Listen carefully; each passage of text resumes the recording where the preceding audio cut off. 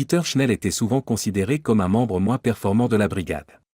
Cette perception était largement partagée par ses compagnons d'armes, y compris lui-même. Ce n'est pas qu'il ait des intentions malveillantes, mais il a simplement du mal à exceller dans un domaine particulier. Bien qu'il ait réussi à passer le test d'aptitude physique de l'armée, ses performances étaient toujours à la limite. Malgré tous ses efforts, il terminait toujours la course chronométrée le visage rouge et haletant, juste avant le chronomètre. Après la course, il devait souvent s'écarter pour faire face à des crises de nausée, et sa condition physique ne semblait jamais s'améliorer, ressemblant plus à un sac de pommes de terre qu'à un soldat en pleine forme.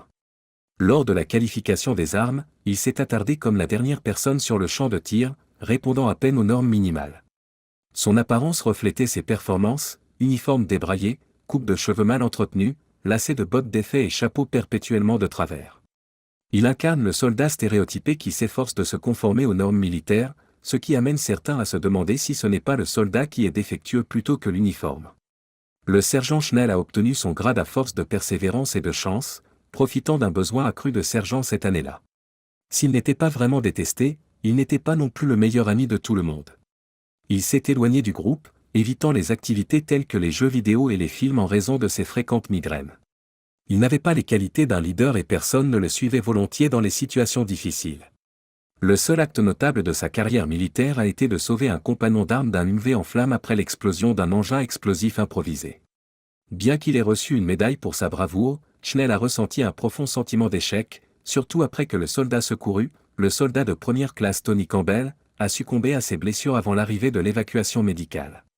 La vie personnelle de Schnell est à l'image de ses difficultés professionnelles. Son mariage, orchestré davantage par sa mère autoritaire que par un choix personnel, s'est terminé en moins de 3 ans et a pris une tournure peu glorieuse pendant le déploiement. Des rumeurs ont circulé selon lesquelles sa femme, Janice, aurait été vue avec d'autres hommes dans des clubs, des restaurants et des hôtels. Le mariage s'est effiloché, laissant Schnell émotionnellement brisé, érodant encore plus le peu d'estime de soi qui lui restait. C'est assez audacieux de faire emménager quelqu'un dans sa résidence sur la base, mais le sergent-major de la brigade y a rapidement mis fin dès qu'il a eu vent de la situation. La rumeur suggère qu'il aurait également mis un terme à quelques carrières, bien que les détails n'aient pas été confirmés. Si les petits amis civils ne relèvent pas de la compétence du sergent-major, aucun soldat n'est à l'abri de la colère d'un sergent-major exaspéré. Il semble que Schnell ait également eu vent de la nouvelle. Janice a découvert qu'il était au courant et a rapidement quitté la maison, vidant leur résidence et leur compte bancaire commun, y compris toute sa solde de combat et ses économies.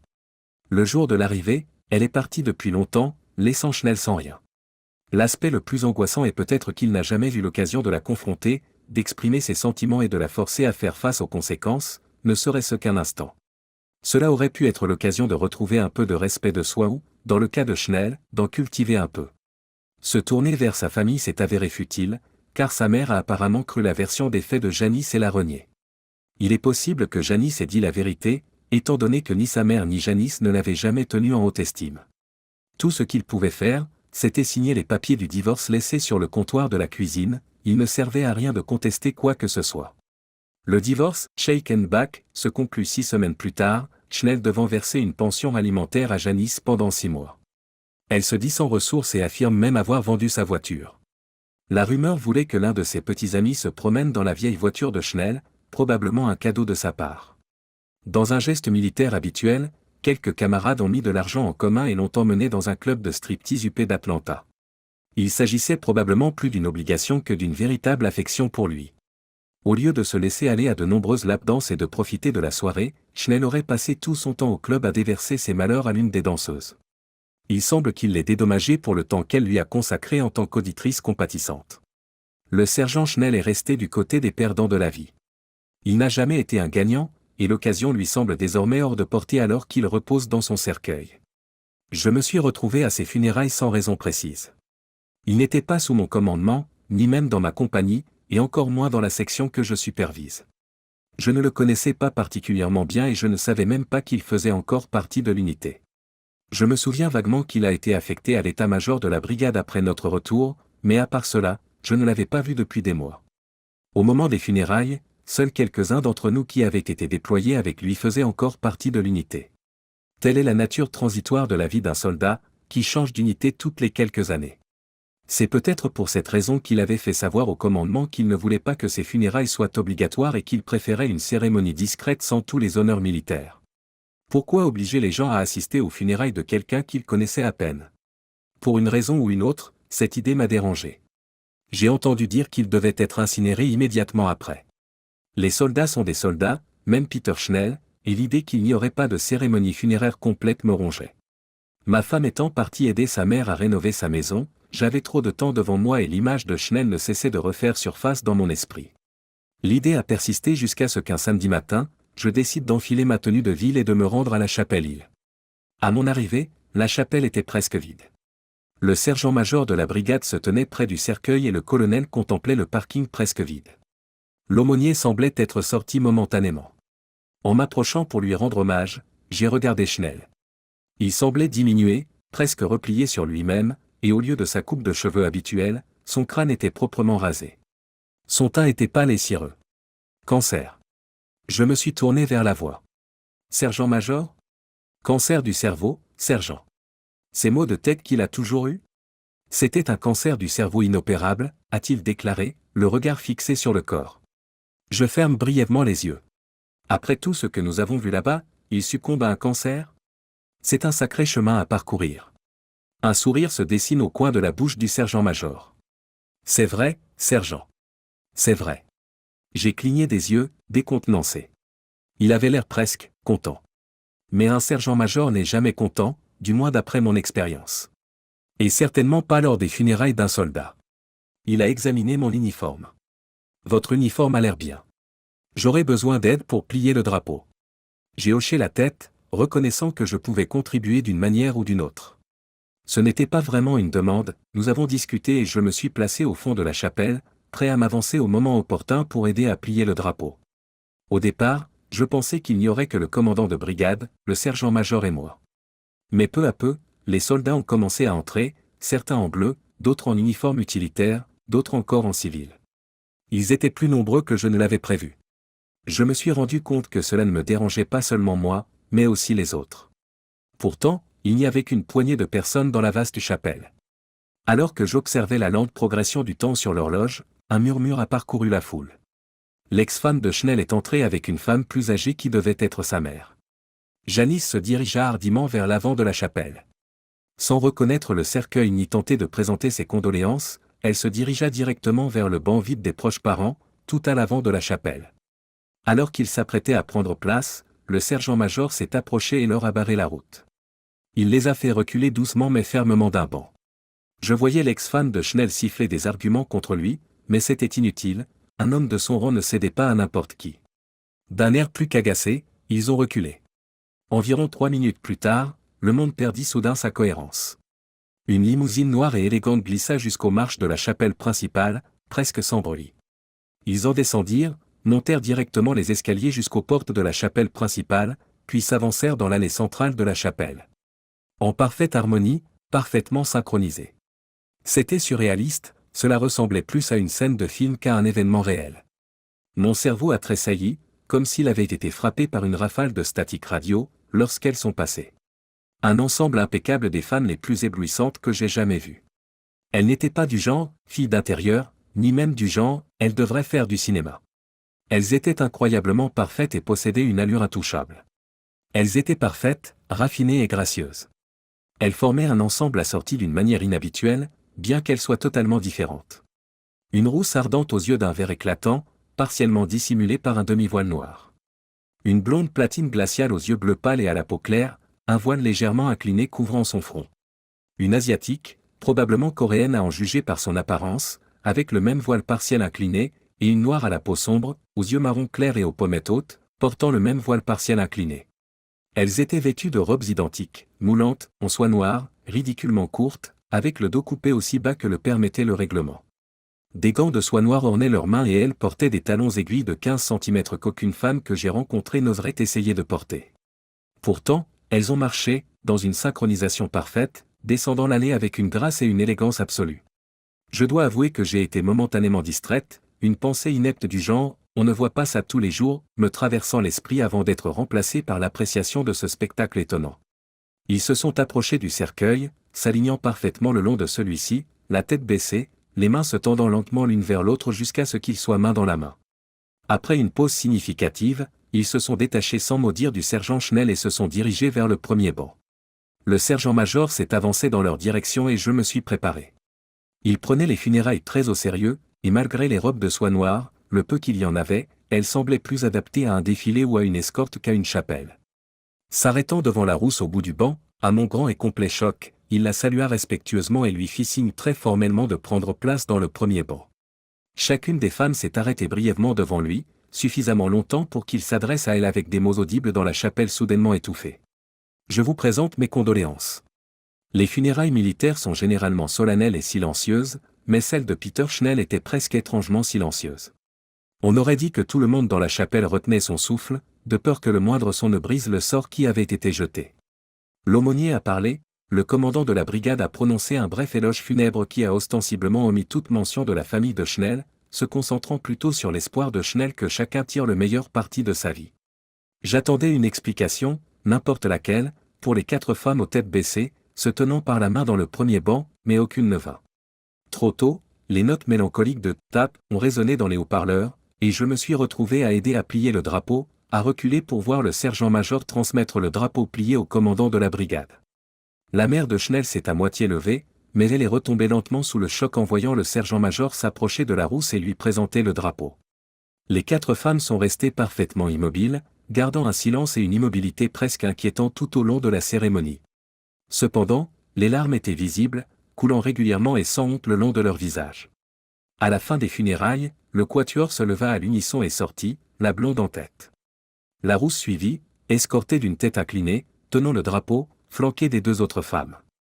Un instant, alors qu'elle passait devant l'ex-femme de Schnell, a attiré mon attention. Pendant une brève seconde, je suis certain d'avoir décelé quelque chose dans les yeux de la rousse, qui se sont tournés vers l'ex-femme. C'était de la haine. Une haine incontrôlée, venimeuse et absolue. Puis, aussi vite qu'il était apparu, il s'est évanoui lorsqu'elle s'est concentrée devant elle et qu'ils ont franchi les portes de la chapelle pour se rendre dans la limousine qui les attendait. Sa mère et son ex-femme les suivaient du regard, la mâchoire desserrée. En sortant, je me suis arrêté pour observer Janice confrontée au sergent-major sur le parking. Qui était-il? Il haussa langoureusement un sourcil. Ce n'est vraiment pas votre affaire. Rougissant de colère, elle lui lance un regard noir. Sa mère n'aurait-elle pas dû recevoir le drapeau? Pas dans ce cas. Le drapeau revient à sa famille. Mais elle est sa famille. Pas selon lui. Et ses avantages. Je me suis rendu compte que c'était là sa véritable motivation. Les soldats ont souvent une assurance vie importante, pour des raisons évidentes, et la plupart d'entre eux la versent, en vertu de la loi, ce qui signifie qu'elle va à l'épouse ou aux enfants. Si un soldat n'a ni l'un ni l'autre, c'est généralement la mère qui en bénéficie. Le sergent-major soupire de fatigue et jette un coup d'œil à sa montre. 33 minutes. Je me demandais combien de temps il vous faudrait pour en arriver à la véritable raison de votre venue. Elle le regarda fixement, essayant de dire quelque chose, mais il lui coupa la parole. Tu n'as pas à t'inquiéter de cela non plus. Ce n'est pas ton problème. Ni celui de sa mère. Il baissa la voix pour éviter qu'elle ne traverse le parking. Passez une bonne journée. Il se glissa dans sa voiture, démarra le moteur et s'éloigna sans même jeter un coup d'œil dans sa direction. Et c'est ainsi que l'affaire semble réglée. Ce n'était certainement pas la fin de l'histoire. J'ai entendu dire que Janice avait persisté, se présentant à plusieurs reprises avec un avocat à ses côtés. Après de nombreuses réunions marquées par des échanges houleux, elle a fini par partir, vaincue. Au-delà, les rumeurs ont cessé. L'état-major de la brigade a toujours été un centre de rumeurs, mais si quelqu'un avait des informations internes, il les gardait précieusement. J'ai tout perdu de vue lorsque j'ai été promu sergent-chef et que j'ai été muté dans une autre base. Cependant, de temps à autre, des souvenirs des funérailles refaisaient surface, me laissant perplexe et désorienté. Plus d'1 an plus tard, j'ai reçu une invitation à la cérémonie de départ à la retraite du sergent-major. La base où il était stationné n'étant qu'à une journée de route, j'ai décidé d'y assister. Après la cérémonie officielle, tout le monde s'est rassemblé pour la réception, essentiellement un grand pique-nique barbecue. J'ai erré pendant un moment jusqu'à ce qu'il me fasse signe. Asseyez-vous, sergent-chef. Sergent-major. Je suppose que vous en avez entendu parler. Je vous ai moi-même recommandé pour ce poste. Vous l'avez mérité. Merci. Je me suis installé avec ma bière et nous avons discuté des progrès des nouveaux soldats de ma compagnie. Mais le silence s'est installé et j'ai remarqué qu'il m'observait. Il a levé sa bière. Il a levé sa bière et m'a dit, « Allez-y. » Demande. J'ai d'abord envisagé de nier, mais je me suis rendu compte que cela ne servait à rien. Alors, de quoi s'agit-il? Un sombre froncement de sourcils s'est progressivement dessiné sur son visage. Schnell était foutu, et il le savait. Peu après votre retour de déploiement, il a consulté un médecin pour ses maux de tête. Cette fois, le médecin a vraiment regardé et a trouvé la tumeur. Personne ne pouvait rien faire d'autre que de l'aider à gérer la douleur. Ils lui ont donné un peu plus d'1 an et demi au maximum. Nous l'avons réaffecté au quartier général de la brigade pour qu'il puisse se concentrer sur la gestion de ses affaires. On s'est dit qu'on pourrait le transférer à l'infirmerie quand ça s'aggraverait. C'est terrible, j'ai secoué la tête. Il a toujours eu la poisse. Il a hoché lentement la tête. Les conseillers ont essayé de lui parler, mais tu sais comment ça se passe. Je soupire. Il se contente de faire semblant. Oui, alors finalement, un des conseillers lui a dit qu'il devait parler à quelqu'un, n'importe qui. Il n'arrivait pas à trouver quelqu'un dont il pensait qu'il s'intéresserait à lui. Certainement pas son ex ou sa mère. Un léger sourire se dessine sur son visage. Puis il s'est souvenu de quelqu'un qu'il avait écouté. Vous vous souvenez quand Michael et Diaz l'ont emmené à Atlanta? Oui, mais il n'avait pas l'air de s'être amusé. Non, probablement pas de la manière dont tout le monde s'y attendait. Mais une des filles l'a fait s'asseoir et l'a laissé lui raconter comment sa femme l'avait trompé et quitté. Il lui a raconté comment sa vie avait été gâchée. Je l'ai regardé, un soupçon se formant. Vraiment? Vraiment. Une rousse nommée Amber. Il est retourné au club, l'a retrouvée et s'est assis avec elle. Tout est sorti, tout est sorti. Le cancer, la solitude, tout. Il lui a dit qu'il aurait aimé avoir le courage d'en finir avec tout ça. Il s'est penché en arrière, tirant sur sa bière. Je ne sais pas lequel d'entre eux a eu l'idée. Ça n'a pas d'importance, mais ils ont passé un accord. Il l'épouserait, ferait d'elle la bénéficiaire de ses polices d'assurance militaire et civile, et elle ferait en sorte que le temps qu'il lui reste vaille la peine d'être vécu. Je me suis esclaffé. On dirait qu'elle aurait pu le faire. Elle l'a fait, c'est sûr. Il avait un peu plus d'1 million d'euros d'assurance au total. On peut faire beaucoup de choses avec $1 million en jeu. Elle a demandé à 3 de ses amis de l'accompagner. Les 3 autres filles qui étaient à l'enterrement. Tasha, Na et Sienna. Professionnelles. Oui, des danseuses et des escortes haut de gamme, comme Amber. Il a sorti son téléphone et l'a posé sur la table. Mais elles l'ont vraiment fait. Il n'était jamais seul, une ou plusieurs d'entre elles étaient avec lui tout le temps. En général, elles étaient 3. Amber a demandé à Sienna, la blonde, de tenir un planning pour s'en assurer. Le sergent-major secoue la tête. Elle avait verrouillé cette merde, elle aurait été un sacré bon officier des opérations. Il a tapoté sur son téléphone un instant et l'a fait glisser pour que je puisse le voir pendant qu'il faisait défiler des photos. Une photo de mariage de Peter Schnell en smoking avec sa nouvelle femme dans une robe de mariée qui semblait provenir de Frederick S. of Hollywood. C'est apparemment de là que venaient aussi les 3 robes des demoiselles d'honneur. Les sourires avaient l'air sincères. J'étais presque sûr que le sien l'était. Il y avait des photos de lui et de sa nouvelle épouse à Canquin pendant leur lune de miel. Mais ils n'étaient pas seuls, les 3 demoiselles d'honneur étaient avec eux. Les femmes portaient des maillots de bain qui semblaient faits de vœux pieux et de ficelles, mais pas beaucoup. Elles ont passé la dernière année à faire tout ce qu'elles pouvaient imaginer. Ils parcourent les photos. Ils étaient au restaurant, à des matchs de baseball, à la plage, en randonnée et en camping. Sur la plupart des photos, les femmes portaient juste ce qu'il faut pour ne pas se faire arrêter. Sur les photos de camping, les femmes portaient des chemises en flanelle et des bottes juste assez longues et, je l'espère, une bonne quantité de dites. On dirait qu'il en a eu pour son argent. On dirait bien. Je pense que Tasha, Na et Sienna ont obtenu plus que ce qu'elles voulaient. Je ne sais pas ce qu'elles en pensaient au début, mais à la fin, quand il était à l'hôpital, elles étaient toutes impliquées. Ils lui ont tenu la main, lui ont fait la lecture, ont chanté et lui ont parlé jusqu'à la fin. 24 heures sur 24, 7 jours sur 7, l'un d'entre eux était toujours là. Lorsque la situation s'est rapprochée, ils étaient tous là, tout le temps. Ce n'était plus une question d'argent, ils ne l'auraient jamais su s'ils étaient partis. Il étudie la table pendant 1 minute. J'étais là. Il l'aimait vraiment. J'ai regardé les photos de plus près, réussissant à ignorer la quantité remarquable de peau nue. L'un touchant sa main et posant sa tête contre lui, assise près d'un feu de camp. Tasha, le front appuyé sur le sien lors d'un match de baseball, tous deux riant manifestement au bord des larmes. Sienna avec ses bras autour de lui alors qu'ils flottaient dans l'eau, tous deux à moitié endormis et rêveurs. Amber était toujours là, le regardant avec inquiétude et attention, prenant son rire dans le sien. Elle lui tenait la main à chaque fois qu'elle en avait l'occasion. Pas la moindre trace de jalousie. Schnell m'a envoyé 2 albums de photos. Probablement 200 photos ou peut-être plus. J'ai l'un des albums au quartier général. Je ne sais pas trop quoi en faire. Qu'est-il arrivé à l'autre? Il m'a dit d'en faire ce que je voulais. Je l'ai donné à son ex-femme. Elle a finalement arrêté de se disputer au sujet de l'assurance après que je le lui ai donné. Beaucoup de photos sont plus graphiques que celles que j'ai sur mon téléphone. Elles montrent clairement qu'ils ont fait de leur mieux pour lui faire oublier son existence. Une sacrée façon de faire. Oui, c'est vrai, n'est-ce pas? Il a levé les yeux vers le ciel nocturne. Je ne pense pas que ce soit une question d'argent. Ce n'était pas pour Amber de toute façon. Vraiment? J'étais inquiet quand Schnell m'a parlé de l'accord. Je savais que j'avais un vautour sur les bras et je n'allais pas me laisser faire. J'ai trouvé quelque chose d'un peu bizarre et j'ai décidé de laisser tomber. J'ai eu raison. Je l'ai eu il y a quelques semaines. Elle devait être enceinte d'environ 3 mois à l'enterrement. Il a affiché une photo sur son téléphone. Il s'agit d'une photo d'Amber, beaucoup moins habillée, en jean et t-shirt, souriante et tenant un bébé, assise à côté d'une photo de Schnell en tenue de ville. La ressemblance du bébé avec Schnell était indéniable. J'ai cligné des yeux. Qu'est-ce qui se passe? Schnell n'a jamais vraiment examiné les choses ou fait le lien entre elles. Il était trop distrait pour prêter attention à autre chose qu'au fait qu'elle semblait être la seule à s'en soucier au début.